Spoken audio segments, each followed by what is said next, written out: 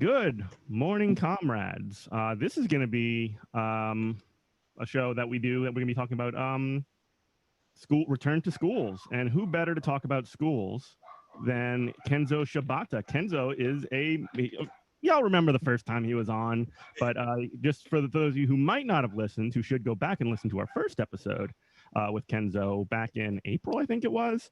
Kenzo is a teacher in. He is a teacher in Chicago. He's also a member of the Chicago Teachers Union. How you doing, Kenzo? And he's also the host of the Class Time podcast. As if you're watching, you can see that sweet mic guard he's got with Class Time on there. That's goals right there. Well, we are in like a holding pattern in Chicago now as far as what's going to happen in the fall. I teach civics and Chicago history remotely for the past few months, and I imagine remotely again in the fall, like if we have any say so in it. I've been teaching about 10 years. I took a break for a while and I worked for the Chicago Teachers Union and the Illinois Federation of Teachers, and I've been back in the classroom for the past 3 years. Executive board of CTU, and enjoying a pandemic summer right now. Oh boy, yeah. So much fun just to sort of like never get to go out, never get to hang with people, maybe go to like a lot of people are going to isolated cabins, sort of like out in the woods. You know, that's sort of like the hot getaway for this summer, because I mean, you can't really go. I mean, people are going to the beaches, but that does not seem like a particularly safe thing to be doing right now. In Chicago, it's ridiculous. Like, I mean, not that I think the beaches should be open, but our mayor close the beaches and then open the bars. That's backwards though, right? Which I don't get. And our numbers are spiking. Yeah. Well, our governor just closed the bars about 2 weeks ago. Just so that to sort of set the stage, in Louisiana, we're number one. We are number one in per capita cases of COVID. And so, I mean, that is just like, it was so silly. The governor put out like almost like a banner, like an image that said "first in the nation for COVID per capita case." I'm like, why would you do this? Why would you like visual graphic for this? It was really, really strange.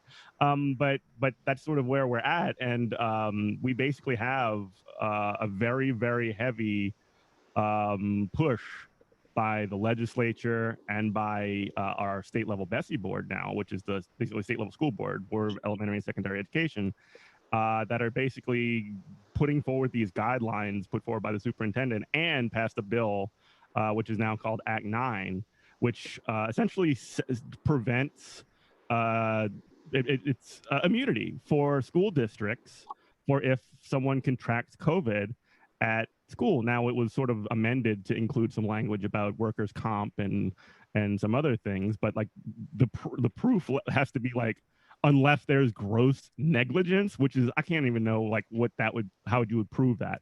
You know, like going back to school on its face seems like gross negligence to me.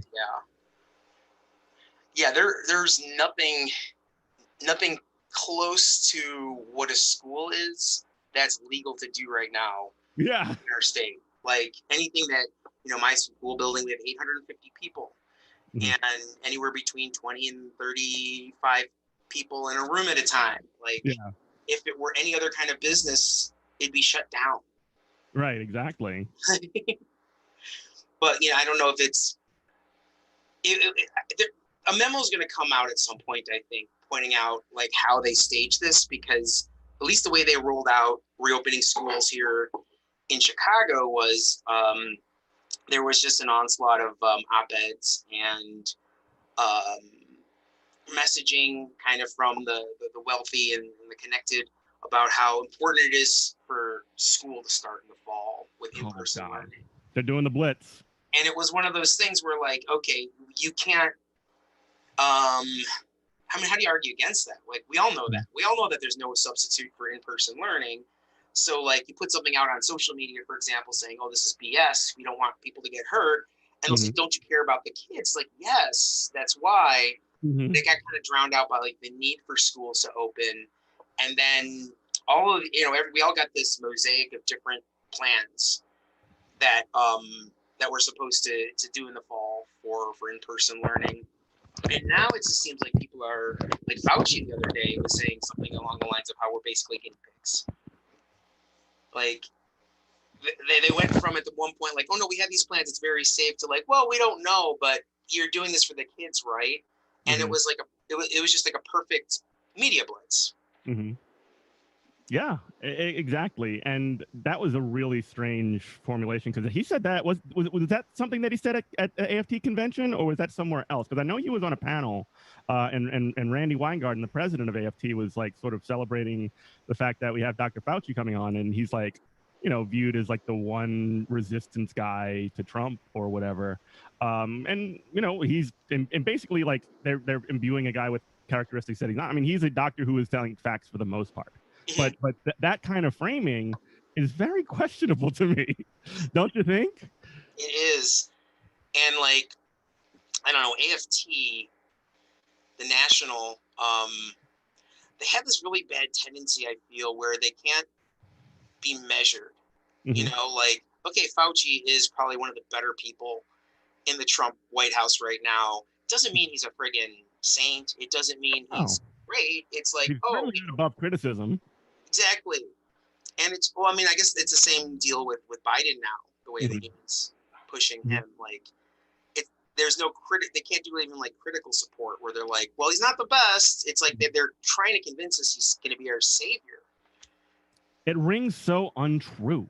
Yes. And you know what's really interesting about that too, because I see that happen. And look, I am a member of AFT. I have been my entire teaching career. So are you. I mean, we're to our core. This is critique coming from a place of love, to be clear. Yes. At least from, I mean, I don't want to speak for you, but I assume that's the case. But anyway, we need to be able to, we cannot say these things to people and like sell them. Essentially, you're selling them a bill of goods. And when people realize that they're being sold a bill of goods, you have less credibility. When they're like, hey, wait a minute, we've been sold a bill of goods. This is not, you said this is a bunch of bullshit, So it's just really, I don't know. It doesn't help us to do that, even. And like, I mean, I'm feeling very optimistically though about the AFT passing a resolution, basically approving opening, safety strikes, as they call it, if need be. I mean, like, I think I tweeted something about this. We don't need their permission, but at the same time, like, it's always a really good thing when the national isn't working against you. Yeah. And we can marshal national level attention and resources around this kind of thing. This does open a lot of doors. I mean, you could have critiques of the timing of that release or the scope of it. But my sort of approach, and this is what I've been telling people, has been, you know what? Even if you're the most cynical person, which I might be, I try not to be, but even if you are the most cynical person, the most cynical take is that, oh, wow, they're trying to like cut off other more far-reaching resolutions that are in convention or whatever. Like, even with that, like take that, which is not one I believe, by the way, even if that is the case, then at least you can see that there is sufficient pressure to get this kind of a move by the national organization and by the leadership of the national organization. And that's not a bad thing. The gears are turning on this, and there is broad support for educators, among educators and with our parents and everything like that, two, make sure that we do keep our kids safe. And we just need to spread that message, because the only way that we can keep our kids safe is by not returning to school for us on Monday. But for you, I'm not sure when that is. Kenzo. Oh, hey, Kenzo's back. I was just talking about, no, it's okay. I was just talking about and we can get back to our conversation, the rally that we had today. I was going to show a couple of clips from there, from a couple of the speakers. We had a rally at the administration building in Jefferson Parish. Myself and several organizers, my good friends, John Guzda, Marquisha Moore, and Anne-Marie Coviello. All of us sort of have been doing some organizing, sort of among ourselves and with parents. And we put together this demonstration that included parents, educators, bus drivers, which falls under the umbrella of educators, but we had a really fiery speech from a bus driver. Maybe we can sort of like look through a little bit of this video. It's very long. We have 51 minutes, but we can sort of like jump around a little bit to sample it, if that's okay with you. Sounds good. All right. Wyatt. So this is Dr. Ashanta Wyatt. She is a local community activist and a former administrator at West Jefferson High School. Listen, this is quite simple for me. Former guest of this show as well. They can't do what you don't allow them to do to you. Mm-hmm. It's very simple. There won't be any teaching if there are no teachers. Mm-hmm. So whether you decide to go in and risk your life and die, or you decide to stand up and say, if you don't give us what we want, then we're going to have a national, teachers have to nationally say, enough is enough. If you don't go, there is nothing that they can do except bend to your will. The reason why these people think they control things is because we allow them to believe that they hold all the power. There won't be a school board if there are no teachers. There won't be a school board if you don't have students. And what you're asking what they're asking you guys to do is to risk your life so they can stand very safely on their virtual platforms and tell you what to do. Because if you're planning virtually, it's not time to go into a brick and mortar. And I would implore you to stand up. You're gonna be talking to people. And then have your students Always on my and their bullshit. families to stand up and support. Okay, we had a board meeting recently where board members, it was virtual, and even so, oh no, I'm sorry, like it was virtual, but they were all in space together, but they were socially distanced. They couldn't even keep their masks on. Yeah. Our board took their masks off during the school board meeting, like for entirely, which people wanted me to sort of point that out.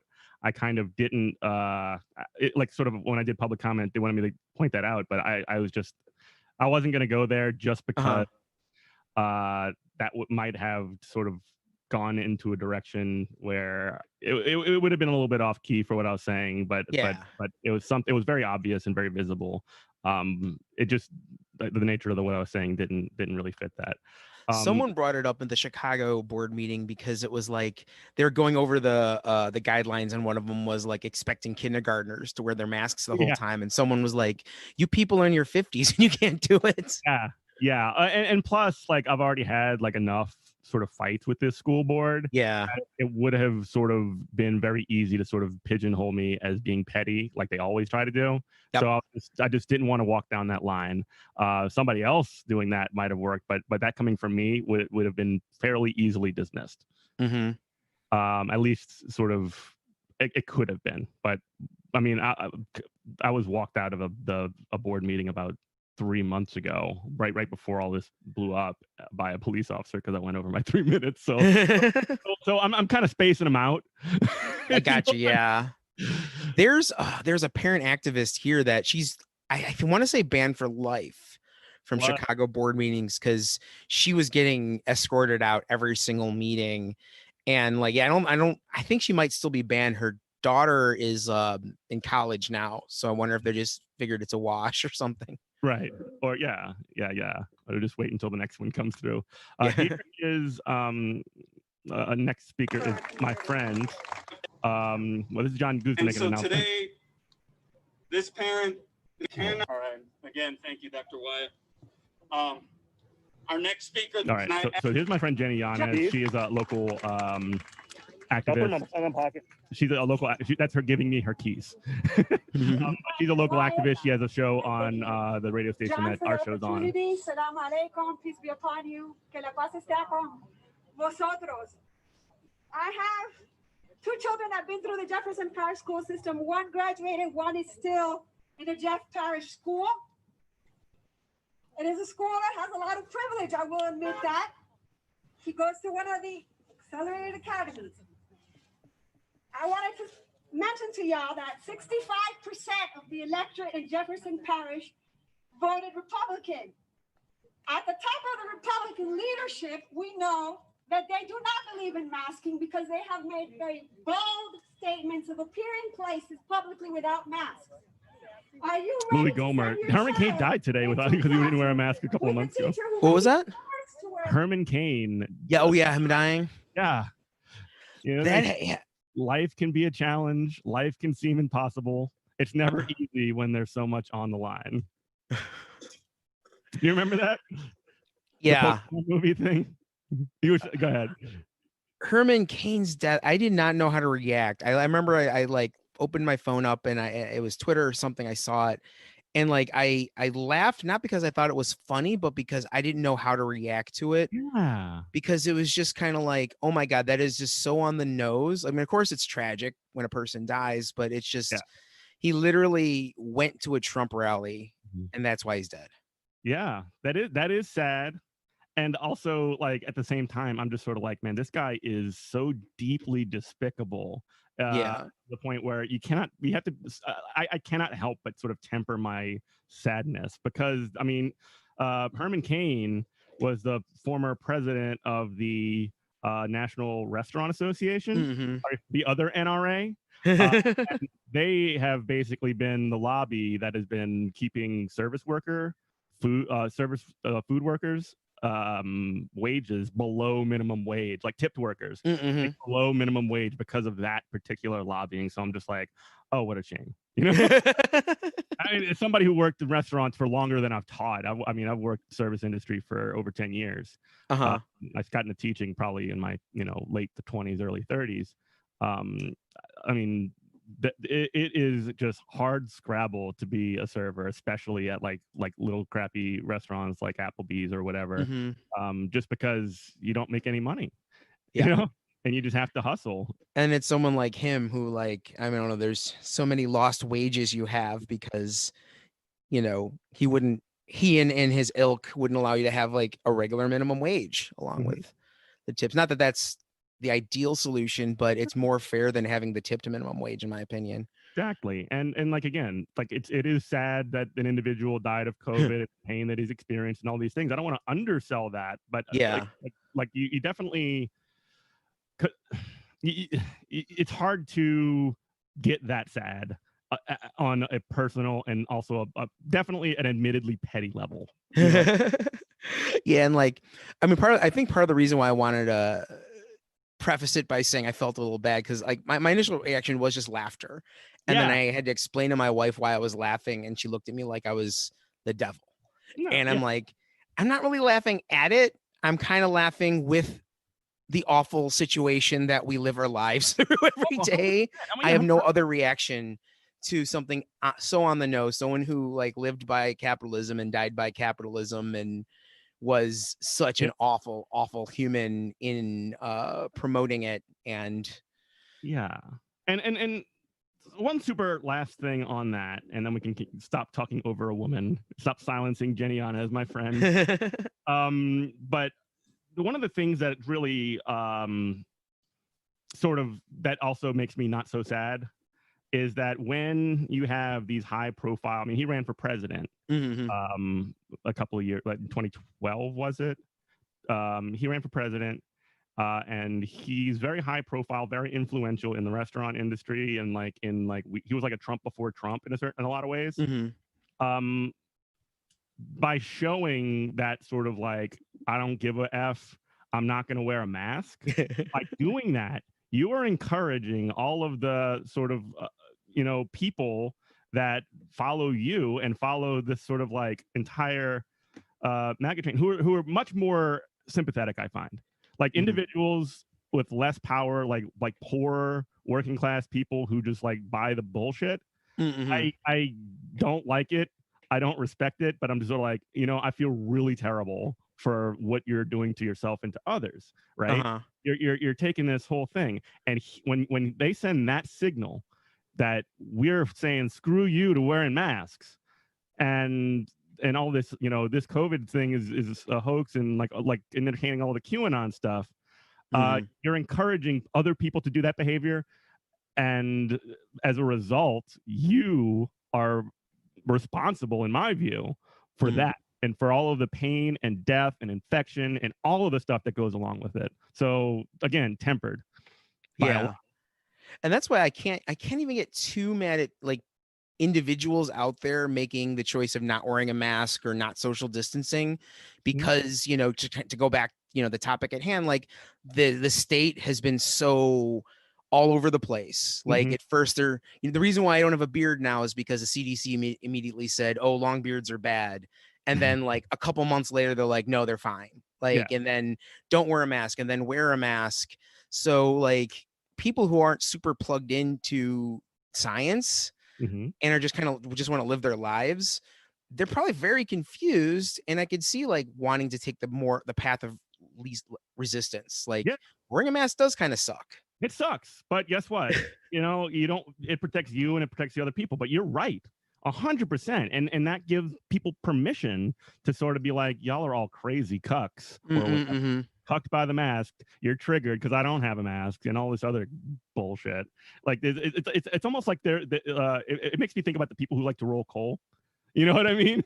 You know what that is? When they just sort of like do whatever it is in the engine, so it like blasts up like this black smoke out of your truck or whatever. It's like they're rolling coal in real life,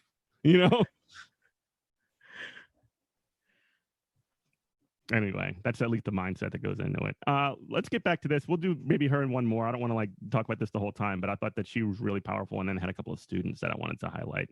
But there, like, check out my timeline on Facebook if I'm not your friend. I'm public. You can find it in the videos for everybody to see. Let's just do Jenny and then stop after that. Then we can sort of move on. A mask because she does not believe that helps her or her children. She may turn a blind eye to the child in the classroom who refuses to wear a mask because he hears his parents in the house say that this is a hoax, and that those that they believe do not wear masks themselves. Are you ready to send your child to a classroom that a teacher will turn a blind eye to that child who refuses to wear a mask when you have told your child to do so? Hell no. Tweeted that they may have to suspend elections in November because of fear of COVID, but they're gonna send your kindergartner to school. If you cannot protect yourself by pressing a button to vote for someone as a grown adult, what the hell do they think a 5-year-old's gonna do in the classroom? Right. They have politicized this, and they know that the schools is where most of Black and brown children are vulnerable. Right. They don't care. Now we know that our kids are already behind in the school system. This is not about going back to a system that's failing to educate our kids. This is about saving their lives while we collectively make a better future for them. We need to keep them alive, and then we deal with all those policies, and we deal with the broken system. This is not the time to put our children as an experiment. The Petri dish starts. And that speaks to the thing, and we were talking about this either, I can't remember if it was before we went on the air or before we before earlier in our conversation, but there's this language that has been rolled out that you and I have both seen, where these school districts that are essentially taking all of the agency and the direct ability to like the people who want broad like out of the box curriculum. They're now saying that the educator, I mean, Betsy DeVos just said this herself. They're saying that educators are essentially not working and operating in the interests of our children. They're being, it's the selfish teacher bullshit. When we're actually pushing at the best of times, and this is certainly not the best of times, we're pushing for an education system that is empowering to educators and that can actually provide justice, as opposed to this sort of across the board, out of the box BS. And now they're using the fact that we're not going to endanger their lives as another similar, like, bad teachers, they're against your kids or whatever. They're using that excuse to say that we're like preventing their learning or whatever. And it's just so unbelievably disgusting to me. Like that whole like rhetoric rollout is just absolutely irreprehensible to me. And Yeah, especially, I mean, they keep like kind of insinuating that we're lazy, and that's why we want to do the distance learning. But like, it was in my experience, it was more work and less reward doing the distance learning. I was working 10, 12-hour days because I was doing this for the first time. And then, realistically, having less than half maybe a quarter participation from my students. And not that participation is the most important thing, as far as like turning in assignments, but the reality is it is more work, and you're not getting that reward of actually connecting with students every day in always in a meaningful way. Yeah, and I almost want to reframe the entire like working from home side of it, because like it's more like, instead of working from home, it's like you're living at work. Yes, that is so true. Like you're always kind of on. If somebody, like a parent, emails you, or I teach special ed, sometimes I'll give my number to a parent so they can text me or whatever. It's not often, but I would usually do it through the Google Voice number that we had set up. That's attached to my school account. Like it definitely was through the right lines. But anyway, and by the way, Google's got all my information. Contact. Let's not get into that part. But yeah, you're being asked to do more than ever, and then educators are saying we want to do that. Yes. As opposed to go into this situation where we know more people are going to be contracting coronavirus and potentially dying. So it's a really like bad, and I hate to say that somebody's acting in bad faith most of the time, but like this is a very clear situation that's the case. You know what I mean? Like I try to give benefits of the doubt to a very, very, very liberal extent, but like you can't do it, cannot do it. What really irks me in Chicago, and I'm sure like other districts have the same situation, is our union leaders immediately reached out to the district and said, hey, let's work on a distance plan for the fall. It didn't even necessarily have to be the be all end all final plan, but like if we had teachers and students and parents and everyone together from May, June, working on this plan through August, I think we'd have a hell of a distance learning plan. We would, we'd all put our heads together. We'd all figure out with our expertise what works. And like, we would even pay mind to the district when they talk about budget constraints or whatever. So they would have their say. We have this situation we keep talking about here where like we keep offering the mayor wins and she refuses to take them. And like that was one of those. And like we could have had this amazing plan, and instead we have at least the school doors are opening to teachers in about 3-4 weeks, theoretically, and now we have this plan slapped in front of us that's assumes certain things, like we can keep kids in pods of 15 where they're not going to interact outside of those pods of 15 even during recess. Um, And who watches them the entire time? Like, are you just going to be assigned to tied to those 15 kids for their entire day? Like, when do you get a break? When do you get your 30 minutes? When do you get your planning? Any of that stuff. Like, is that even a part of this deal, or do they just own No. you when you're at school? There's so many. The plan has more question marks than answers. You know, one of the things for me is I teach in 11th and 12th grade, and they say that 11th and 12th graders, to alleviate, you know, the size of you know, just the sheer amount of humans in the high schools, 11th and 12th would be 100% distance. And, you know, my wife is immunocompromised. So I'm like, okay, this could work out for me, even though I don't agree with reopening schools. Like, I could work from home. And then the district, from what I understand, is saying that, you know, 11th and 12th grade teachers then are going to be giving distance learning lessons from our schools. Which doesn't make any sense. We can't all live stream at the same time from our schools. Yeah. We don't have that capacity. Bandwidth being just totally throttled, right? Yes, there's that, and then there's just, I know, just knowing this district, I know what this means. This means that, like, if a teacher is out and they look in your classroom, and they're like, "Oh, how many kids are in your virtual classroom? Oh, no one showed up today. Well, you're going to cover this class then." That's ridiculous too. Yeah. and that, I mean, you know it, because that's what already happened before the pandemic and the disaster and all these changes. So, like, why would it be different?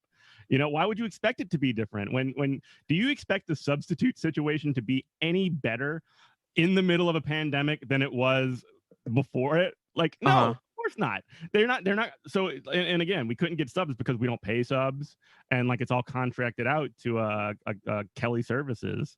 And like, no, there's no, like, you need to put in like 2 weeks ahead of time a lot of times to get a sub, and sometimes that doesn't even make it happen. You know, it's one of these sorts of things. No, there's no way. There's no way that would fly out. And plus, and this is something that we keep, I mean, at least in the plan that they had that I've been asking this I asked these same exact questions at state committee, Senate committee meetings of education, at the Bessie board meeting, where they sort of like passed this entire set of guidelines from the state. And then at my local school board, because they basically like set like very, very, very like below the CDC's standards guidelines, even though they say they were informed by the CDC, guidelines by the state, and essentially delegated parishes, each school district in each parish, or each charter network school district as well, to come up with their own plan based off of these guidelines. And then now what's ended up happening, and the state superintendent came from my district, and I make sure to always say, hey, it's my old friend. But essentially, the state level guidelines were written. They're not good and they're not sufficient. It was passed to the districts. They just basically copy paste the same exact guidelines as the plan, and it's not sufficient. And then essentially, who's going to be charged with implementing this very sort of like nebulously worded plan, where they don't have specific like responsibilities and liabilities or whatever? They essentially said, hey, we have 83 schools in the school district. Y'all figure it out at the school level. So it's just the shit. So essentially, you take a piece of glass, you smash it into 68 pieces, right? And then you take one of those pieces and you smash it into 82 even smaller pieces. Yeah, none of it makes sense. Yeah. Let's do this one last one. This is a bus driver fella. I think my video cut out in the middle of it, but let's give it one. Let's do a couple of minutes of this, because I thought he was really awesome, and then we can sort of push forward. That's for Everett. This is Everett. All right, Everett. Wheels on the bus. All right, we're gonna talk about what Dr. Baldy said about experiment. He said we go back in the classroom, it's gonna be an experiment. Yeah. They want to know another experiment can affect themselves in a confined compartment. I respect his Zion Williamson shirt too. They say in phase 2, 50% capacity. For y'all that don't know, most buses are 65 capacity buses, which means that's half. 33 kids on a bus, they're saying 25 with the teacher in the classroom. And that's too many. So how are we going to drive with 33 kids on a bus and make sure they got their masks on and we have no one on the bus with us. We by ourselves. Can't be done. We are y'all first line of defense. We're the first one to come in contact with the kids. It's just like if you look at your watch with a second hand, that's us. If the second hand don't move, don't nothing go. You understand? So the reason I'm bringing that up is because look, they're telling us we can't do temperature checks. Really? So we're gonna bring y'all the COVID to the school. Yeah, you drop. Yeah. We're gonna expose ourselves and bring it to y'all. They said to be safe, we'll leave the windows down. Really? Oh. Do y'all imagine the air coming in the bus from all different sides? What it's gonna do if a kid pull his mask off to talk to another kid? Yeah. The COVID is spread all through the bus. That's right. And that's the best y'all can do for us, put the windows down? That's right. There's no way in the world we can drive these kids safely. No. And if we can't, Yeah, what if it rains? I mean, we can't check temperatures. You know, what happened if a kid is at the stop? They said no kid left behind. They said we can't leave a kid at the bus stop. But if a kid don't have a mask, what am I supposed to do? I mean, I got to tell a kid you can't get on this bus. But then they're gonna tell me I can lose my job. That's right. But I'm a guy. Right. So I got a choice to make. So I mean, if we can't keep the kids safe, and we can't keep the driver safe, we sure can't keep the teachers safe. Right. This is a fight that all of us have to fight. Amen. This ain't just the teachers fight. Amen. This is everybody's fight. Hell yeah. Hell yeah. Everybody's fight. And we need to come together, and we need to, just like the young lady said, there is power in numbers. Yeah, you're right. They cannot fire all of y'all at one time. They can't fire all of You them. understand? And if y'all say no, they got to go in there and find another way to do this. Yeah. And if it means staying at home and teaching on the computer, then that's what you got to do. Yes, sir. Because Yes, sir. our lives matter. Yes, they do. All lives. And to make sure that all lives are stay alive is we gonna have to stay out of them schools. Yeah, he was amazing, and like it was just a really, really awesome day. And I'm like, I was so thrilled with all of the folks that showed up, and like just you get that high after like one of these big sort of successful actions that happen. He's got, it brings up a really good point too, is that kids act so differently on the bus than they do in the classroom. And, I mean, there's only so much that the driver can see, and without an aid, there's no way. Yeah. And like I said before, we lead the nation right now in per capita cases of COVID. And they're trying to, like, you should not be considering going to school at all. Like virtual is the only option. And Jefferson Parish, where I work, has basically decided like that we're going to be the sore thumb that stands out when Orleans Parish, which is right next door, shut down. St. Tammany Parish, which is where David Duke is from, they closed down. Like all these like really sort of conservative areas, essentially. I mean, Orleans isn't, but like surrounding parishes, Caddo all the way out, basically Bible Belt, Texas. I mean, I got a lot of respect for the union. Shout out to Red River United, basically like an amalgamation of locals out there. But they were able to even push back a start of school until until at least after Labor Day. I mean, we have an early return, and Jefferson Parish, the parish that I'm in, is sort of like rolled out this. Oh, we have three options. We have a virtual option, we have a hybrid option, or we have an in-person option. So this is more. You know what it is? It's more fucking school choice.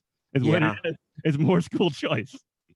Well, we're doing hybrid in Chicago, but like parents can opt out for 100% virtual still. But there's no plan for who's going to be teaching them virtually. And also, like, are the kids still going to be on the same kind of curricular timeline as the kids doing distance? That hasn't been answered. Who's gonna teach them? What's that? Who's going to teach them? Yeah. It hasn't been determined. And then like the hybrid model is funny too, because it makes nobody happy, because the kids are still in school 4 days a week and then they alternate. So like parents aren't getting a break to go to work. It's the worst of both worlds. Yes. No one is going to be happy. Anyway, yeah. So it's really, really wild, because like we have just this poisoned mentality, and that kind of like goes along with this sort of like and it's really pernicious, I think, because like when you say, and this is exactly how the school reform movement, the charter thing, school choice, whatever, how it works is it sort of like tricks you into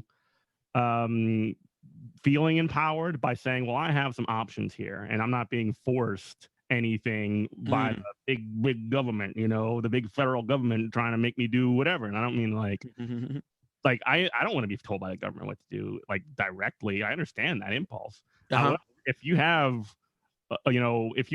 nothing but terrible options, then basically who gives a shit if you're picking? Who cares?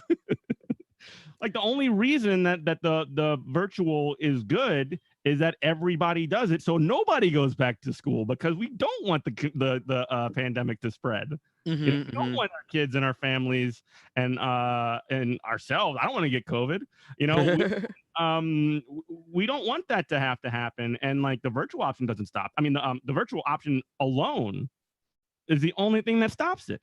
Like a hybrid, you'll still get large groups of people back together, and you will not be able to control those. It's impossible. Look, I'm a pretty damn good classroom manager, I think. I'm definitely a little bit loose on stuff. It's just how it is. That's how me and the kids have an understanding. However, like nobody, not the best classroom, Harry Wong or whatever, like go for it. Write your book, write your first days of school during COVID, dude.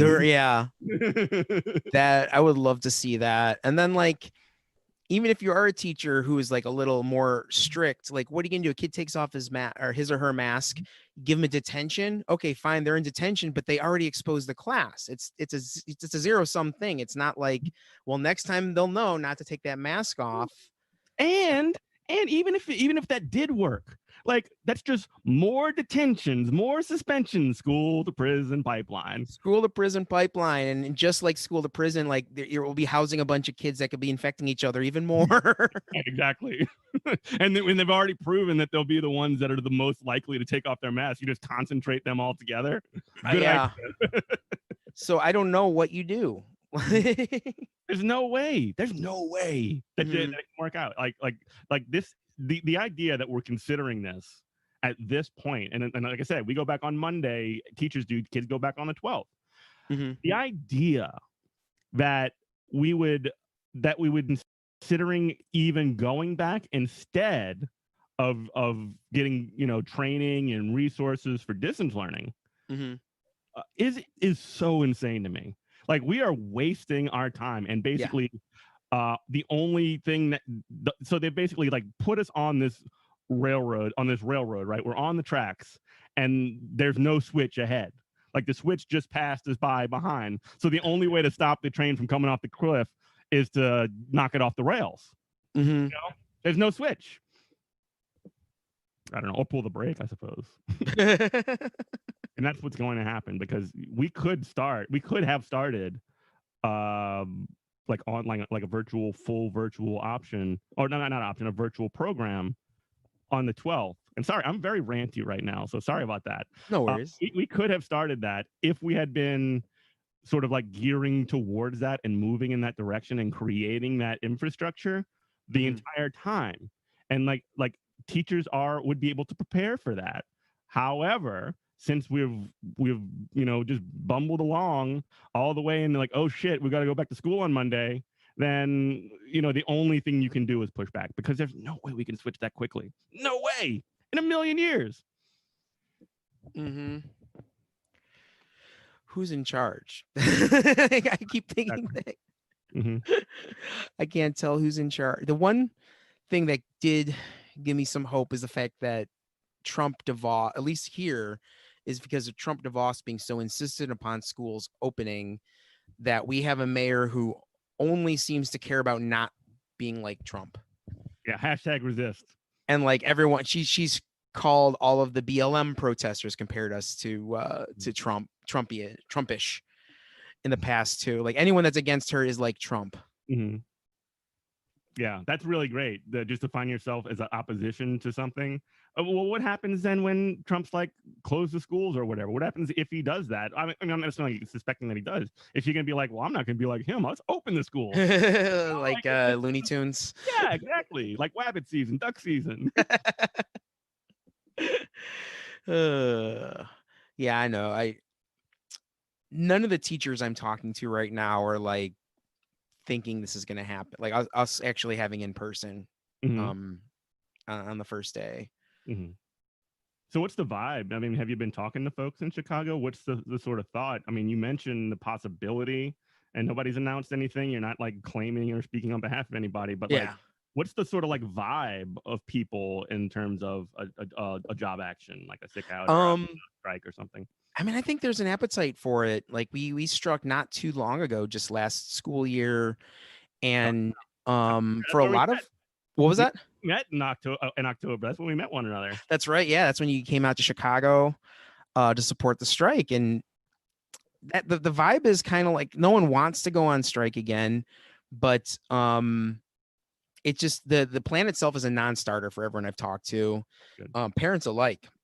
Mm-hmm. I just had the head of a parent group raise your hand on class time recently, and they did a survey of the parents, and the parents are also like, there's no reason. Some parents are actually almost in competition for how much they're avoiding school in the fall. Like you'll see in a parent group like, well, I'm not sending my kid. Well, I'm not sending my kid either. Well, I'm also not going to send my kid. And it would start with like, well, maybe I'll do the hybrid, and then it's like, no. And then there's also the plan changes. Mm-hmm. Like at one point they were saying, okay, we're going with the hybrid model, and now they're looking at new cases. And if the new cases hit a certain threshold, then they're going to go 100% to virtual. They said temporarily, like they'll never say for the year or for a certain amount of time. So I'm wondering if the district is gearing up for it, but they don't want to seem like their hand is being forced. Mm-hmm. Yeah. Oh, this was our decision. We didn't do it because we were pressured. We did it because we wanted to. We decided that nobody can pressure us. Yeah. And our mayor sends her kid to a private school. So like that, she doesn't have skin in the game. Mm-hmm. She never does when it comes to the school. So I don't even think that she's going to have like a visceral change of heart at the end. I think it's going to be a political decision. And I think, the goal, the task at hand now for us for the next few weeks, parents, teachers, and the like, is basically to put on a united front and say, this plan is a non-starter. We have to work together on this too. We can't be in opposition doing this plan, because then the kids won't get the resources.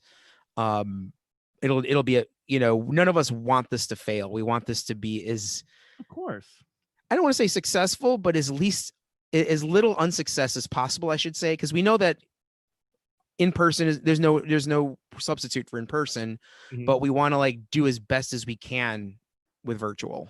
Yeah, and like that's the whole thing. Like, you don't want the disaster to happen to yourself, to your kids, or to anybody else. That's not what we want here. And like when people like the senator in Louisiana, John Kennedy, says we can kiss his ass, whatever, because we're just trying to like make hay over this or whatever, then like he's definitely like sending a very clear signal that he doesn't give a shit about what we actually want or care about.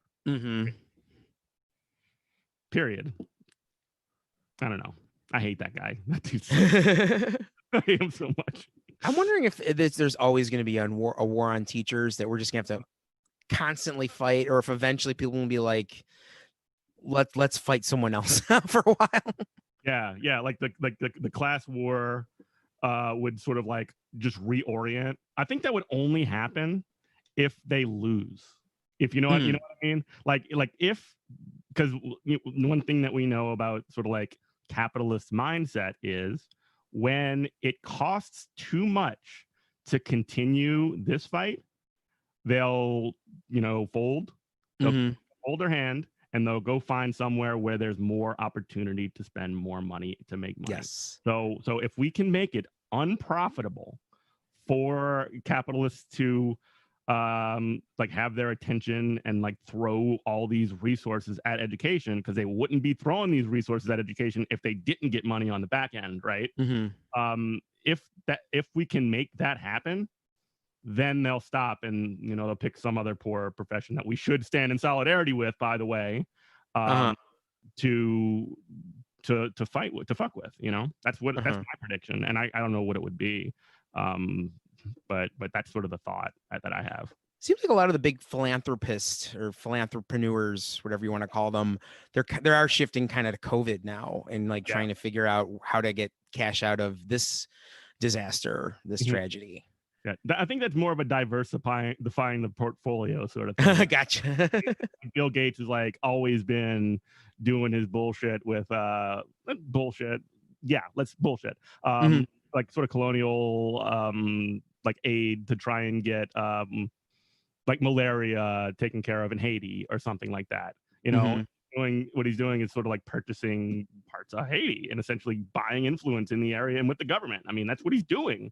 And same he's done with education, even though he himself admitted that his approach to teacher evaluation specifically has been an abject failure and spent it's like wasted billions of dollars, both his own and taxpayer money. Ruined people's lives.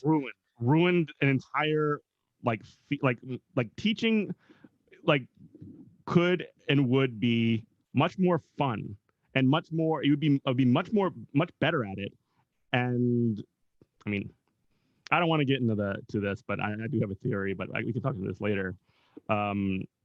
Essentially, it would be a better, safer profession to teach, and much more well respected for real, and not in the patronizing way, not in like it's Teacher Appreciation Week. Here's a peanut or a Kit Kat or whatever, to which some people are being genuine, but to a large part, especially when it comes from administration and politicians, it's like, oh wow, you're just virtue signaling here.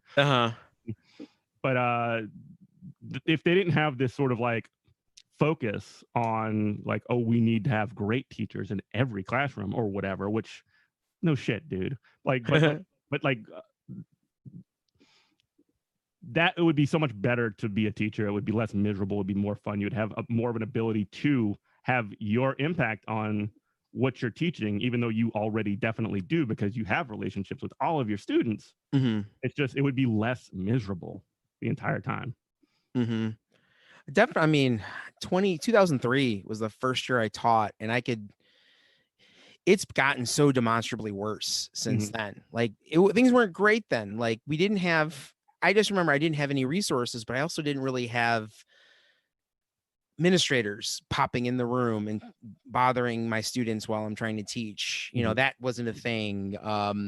Evaluation was pretty simple, and you weren't expected to like film yourself teaching and jumping through all these extra hoops. Like it was more fun, and there was more space you had to be creative in it. And now there's more and more like hoops you have to jump through to still do the cool creative stuff. But then like, maybe once a week you have to put on a show for some administrator. That wasn't like that 15 years ago. And it's funny too, because that whole thing is bullshit. But like, are you familiar with, these are sort of like two different discrete things, the concept of A, management by walking around, because that's what that is, and B, the concept of Taylorism in American sort of like industrial history. You're familiar with those two concepts? Like yes. Breaking down jobs, and the assembly line is a part of this, but breaking down jobs to maximize efficiency so that anybody can do any small part of this job, and sort of like breaking it down into components and judging people based off of that, right? And then it's also like it increases the alienation in there, because you're hyper focused on these things that like discreetly don't seem to be that important. Right. And then at the same exact time, like the idea of management by walking around is essentially a boss just like popping into like different parts of the floor or wherever they're at and just say like, hey, what's going on over here? Like that, like that's like the other sort of component that's at play here. I find sort of like this, the idea that you can do either of those things in like a scientific way, and then and then the standards thing sort of falls into that point too, right? That's scientifically proving that this kid learned X, and didn't learn Y. It's this trying to turn something that is that is not measurable, not quantifiable, like qualitative and as abstract as you can possibly have, and try and put numbers on it and create. And that's where you get shit like VAM,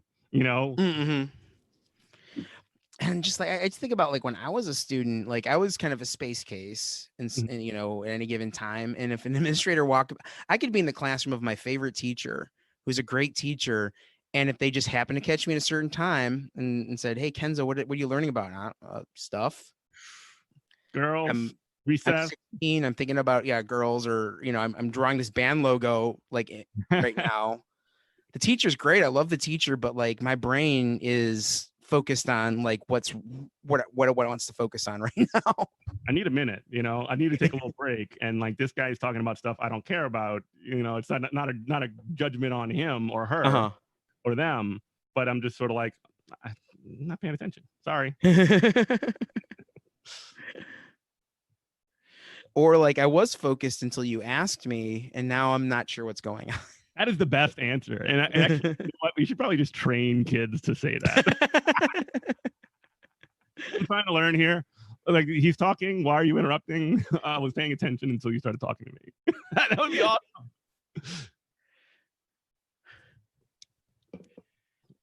I don't know. So I guess we can sort of like, I'm glad to hear that all of the that there is a lot of pushback on the approach in Chicago of plans or whatever plans in Chicago. So today I learned that there is much more support behind not returning to school locally, and it's one of those sort of situations, and you probably have experienced this too. Even when, especially because online is such like an alienating space. Even if you see people agreeing with you online, there is nothing like, you still always think that you're the crazy one when you're in like a real like meat space situation. You're the crazy, either you're the crazy one or everybody else is crazy. You know what I mean? And when you have a large group of people coming together to rally around and fight for the same things that you care about, and you see that more people care about them, there is nothing more affirming and validating than that. It is just such a beautiful thing to see this sort of like broad solidarity, and you don't feel crazy for like 5 minutes in your life.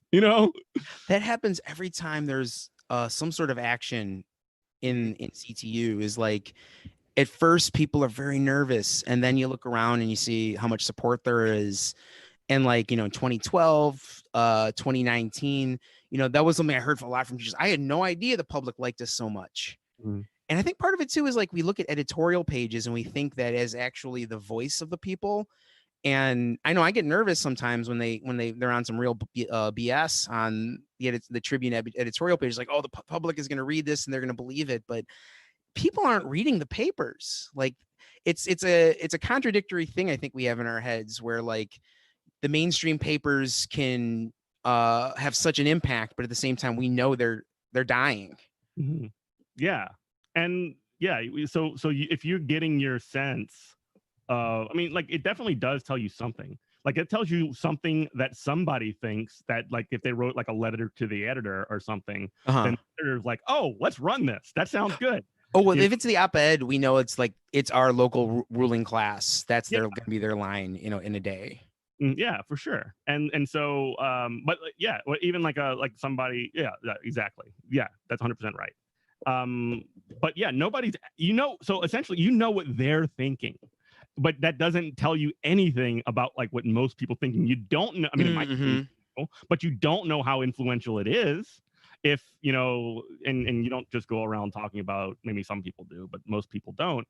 Did you read that article by this famous columnist in the paper, in the Tribune or whatever?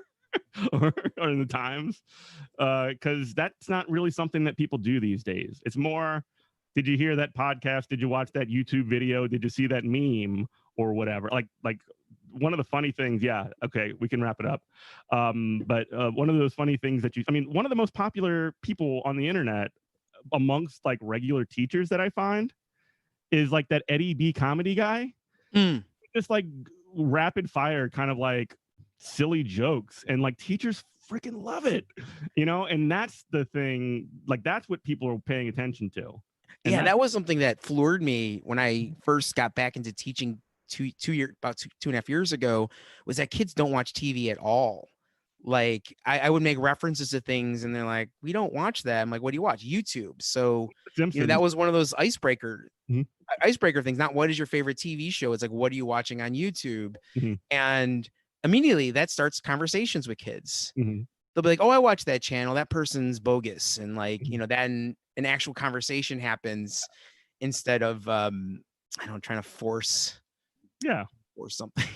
Or like just, or you can even, and I know you got to go, but like just to sort of wrap up on this, like you can even just say like when they're talking about like Fortnite or whatever, and it's just like, well, you know what? I don't play Fortnite and I don't pretend to, but I'm glad that you enjoy playing it. You know what I mean? And I think there is sort of like at least they understand that you're not BSing them. That's how it is for me. Anyway, thank you so much for joining me today, Kenzo. I know you got to go. Thanks for having me on. I'm sorry about the technical difficulty there. We'll figure it out and we'll edit it in post, but we should probably have this show dropping probably before the weekend. We had a short episode go out yesterday, but we're going to just drop this one on the podcast feed. But yeah, thank you so much for joining us, and man, solidarity from New Orleans and Jefferson Parish, and wearing the CTU shirt that I got. Will gave me this when I went up there. They were like him and Adam were great hosts up there, and the good boy Marvin let us crash at his place. Oh, Marvin's the best. So thanks, man. I really appreciate it. Take care, Jeff. Bye. All right, peace. You can listen to Good Morning Comrade every Tuesday on WHIV FM. We also have releases on Thursday on our feed, goodmorningcomrade.com. You can get more information about all of our stuff, patreon.com/goodmorningcomrade, where you can support our show. You can give us money.